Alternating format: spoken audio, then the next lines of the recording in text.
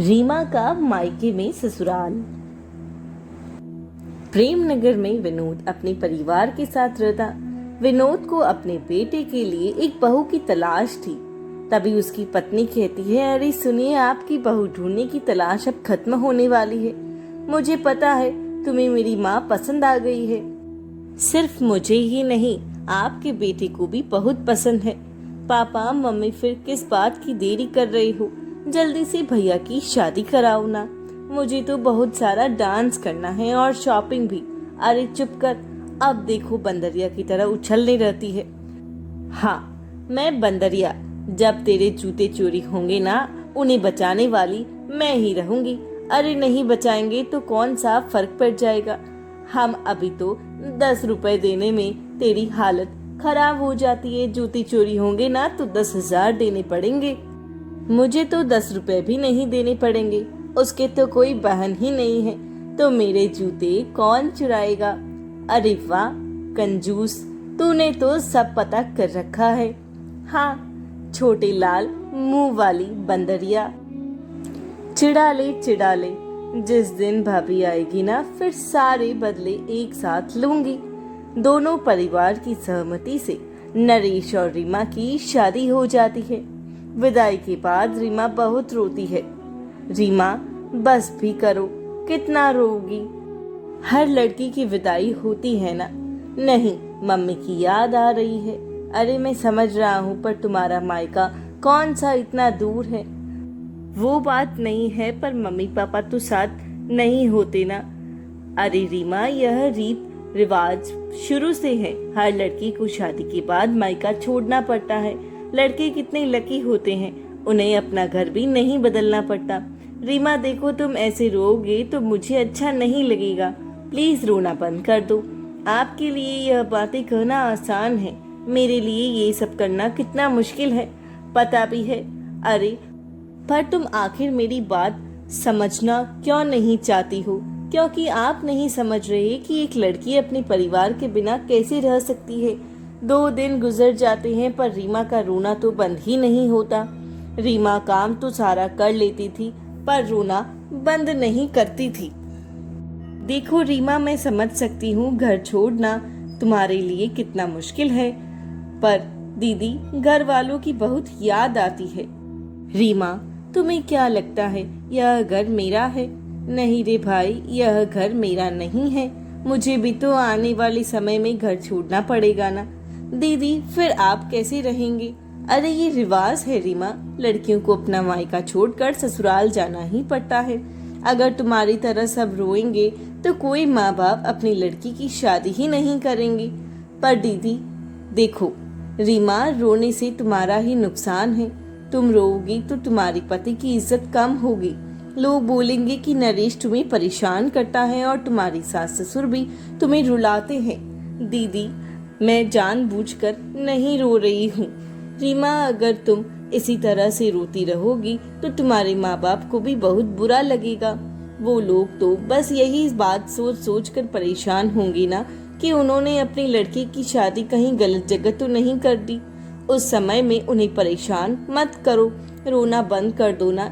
रीमा, तुम्हें यहाँ प्यार मिलता है, तुम घर का सारा काम करती हो, तुमसे किसी को कोई शिकायत भी नहीं है।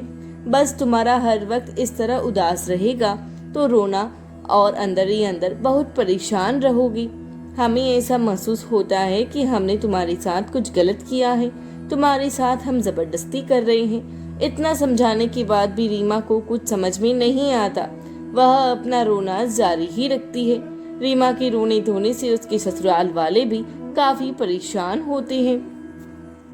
बेटा, जिस तरह से यह रो रो कर घर के सारे काम करती है, यह तरीका गलत है। घर की लक्ष्मी रोएगी तो हमें पाप पड़ेगा। माँ, मैं तो हार गया इस बात को समझाते समझाते। बस अपने घर वालों की याद करती रहती है और रोती रहती है। खाना बनाती है, बर्तन धोती है, घर के सारे काम कर लेती है। इतनी अच्छी बहू है, नसीब वालों को ऐसी बहू मिलती है, लेकिन इसके रोने से मेरी आत्मा को बहुत तकलीफ पहुंचती है। बस मेरी बहू रोना बंद कर दे। मुन्ना, इसका तो मायका भी इतना करीब है, अगर इसे इतनी ज्यादा याद आती है तो मिलकर आ सकती है अपने घर वालों से। वही तो, कौन सा इससे 7 समंदर पार जाना है। हमने भी तो इसे रोका नहीं, घर जाकर अपनी माँ से मिलाए। ऐसा करो, इसे कुछ दिन के लिए इसके मायके ही छोड़ दो, वहाँ रहेगी तो मन लगेगा। फिर कुछ दिनों बाद उसे वापस ले आएंगे। माँ, यह बात गलत है। कल मेरी भी शादी होगी तो मैं भी तो घर छोड़कर जाऊंगी ना। ज्योति तो समझदार है। माँ, एहसास तो वही होगा ना। इस तरह भेजने से दोनों घरों की बदनामी होगी। किस बात की बदनामी और क्यों होगी बदनामी? भाई, तुम अभी भाभी को घर भेजोगे तो यहाँ सब सोचेंगे अभी शादी की है और ना जाने क्यों लड़की को घर भेज दिया। लड़की अपने घर जाएगी तो वहाँ सब बातें बनाएगी ना। जाने लड़की में क्या कमी है जो ससुराल वालों ने शादी की तुरंत बाद उसे घर वापस भेज दिया। नरेश, तेरी बहन की बातें तो बिल्कुल सही है। लोगों को ना वैसे भी बस बहाना चाहिए कुछ न कुछ बोलने का। माँ, हमारे पास एक ही रास्ता है। देखो बेटा, अगर उस रास्ते से रीमा रोना बंद कर दे तो हम वो रास्ता अपना लेंगे। एक काम करते हैं, पूरा परिवार रीमा के घर रहने चलते हैं। हाँ भाई, यह काम कर सकते हैं। मोना और पूरा परिवार आपस में बात करके यह तय करता है कि सब लोग रीमा के मायके जाकर रहेंगे। रीमा, तुम्हें रोता हुआ देखकर हमें बिल्कुल भी अच्छा नहीं लगता। अगर हम तुम्हारे घर जाकर रहेंगे तो तुम्हारा भी मन लग जाएगा और कोई कुछ बोलेगा भी नहीं। Thank you so much Naresh, आपने तो मेरी खुशियाँ एक पल में दुगनी कर दी।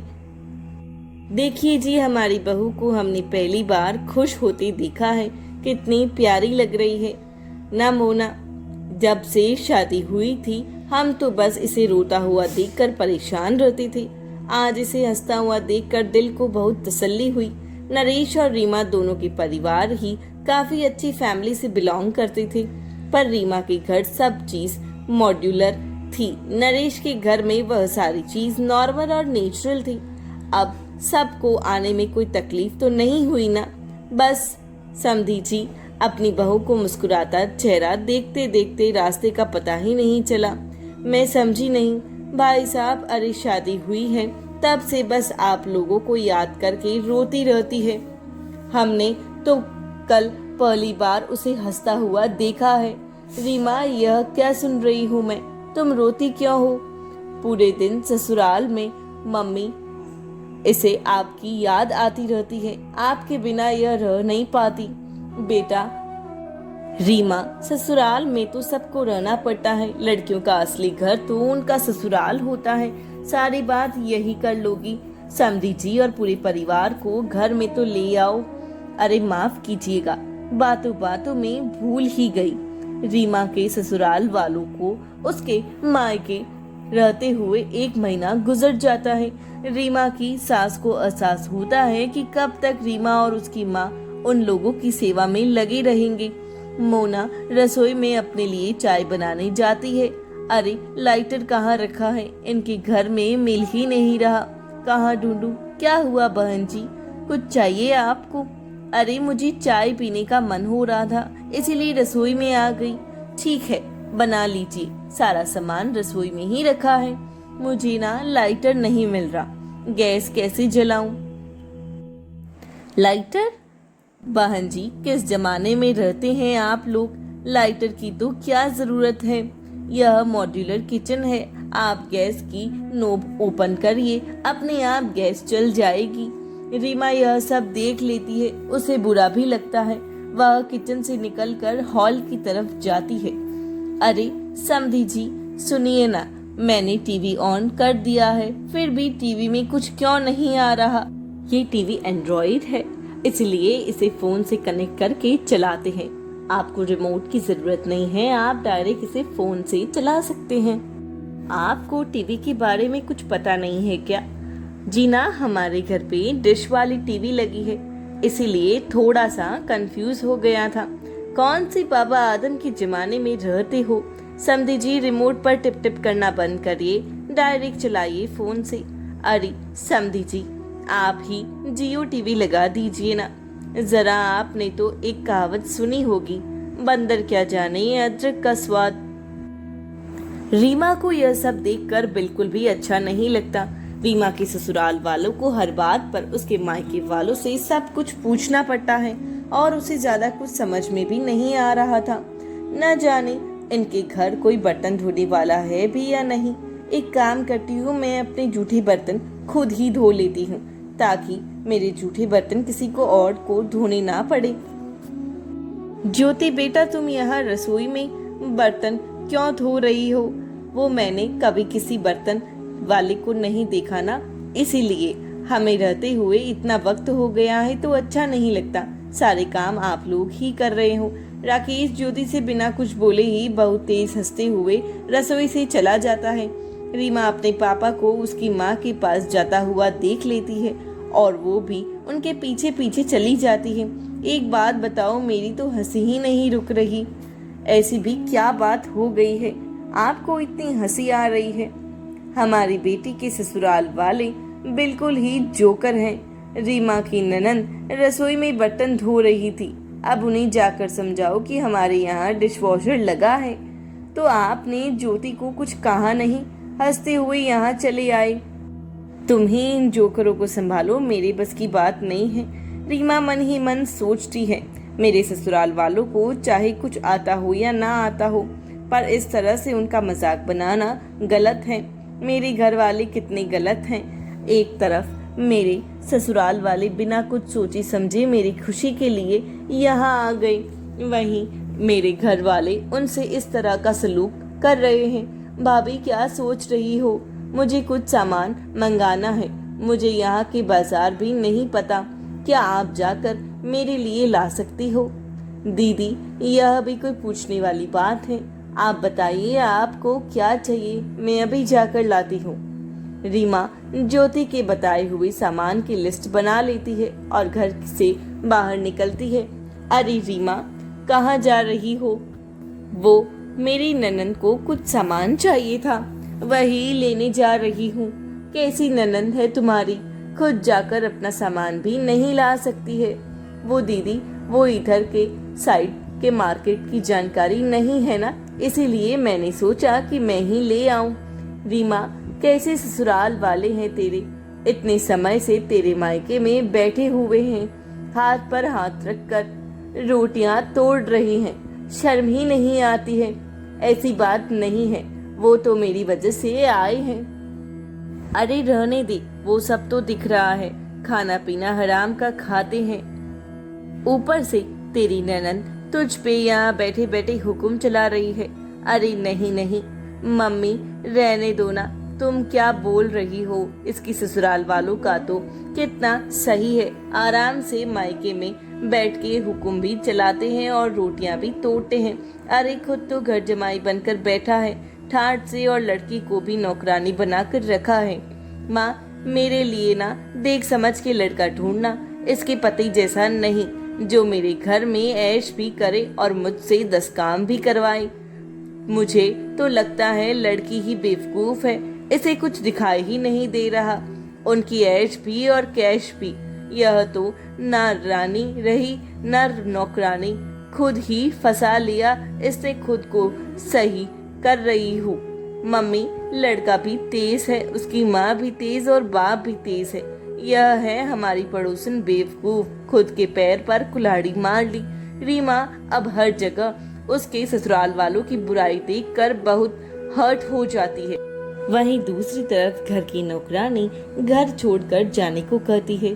तब रीमा के माता पिता उससे पूछते हैं तो वह यही कहती है कि इसके ससुराल वाले बेवकूफ हैं, इलेक्ट्रिक वास में पानी भरकर फूल रख दिए, मुझे क्या किसी को भी करंट लग सकता था, और आज तो मैं मरते मरते भी बच गई हूँ। उसके बाद रीमा अपने ससुराल वालों की बेइज्जती सुनकर रोने लगती है और वह रोते हुए कहती है, बस करो तुम सब, बेकार हो तुम लोगों को पता भी नहीं है कि ये लोग आज इस घर में क्यों हैं।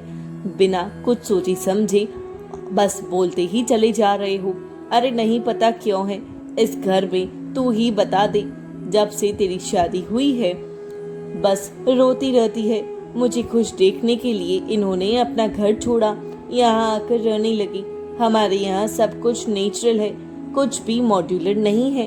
यह लोग तुमसे पूछते थे तो तुम लोगों ने इनका मजाक बनाने के अलावा कुछ नहीं किया। एक तुम माँ बाप हो जिन्होंने मेरे ससुराल वालों का मजाक उड़ाने में कोई कमी नहीं छोड़ी, और एक मेरे ससुराल वाले माँ बाप हैं, उन्होंने मेरी एक हंसी के लिए अपना सब कुछ छोड़ दिया। मुझे इतना समझ में आ गया है कि मुझसे बहुत बड़ी गलती हुई है, जिसकी सजा मुझे मिल भी गई है, लेकिन मैं अपने ससुराल वालों से माफी मांगना चाहती हूँ। मैं उनके साथ वापस अपने ससुराल जाना चाहती हूँ। रीमा अपनी गलती का पछतावा करते हुए अपने ससुराल वालों के साथ वापस अपने ससुराल लौट जाती है। रीमा सबसे वादा करती है कि वह अब कभी भी नहीं रोएगी और हंसती खेलती अपने ससुराल वालों के साथ रहेगी। Thanks for watching. Do like, share and subscribe my channel.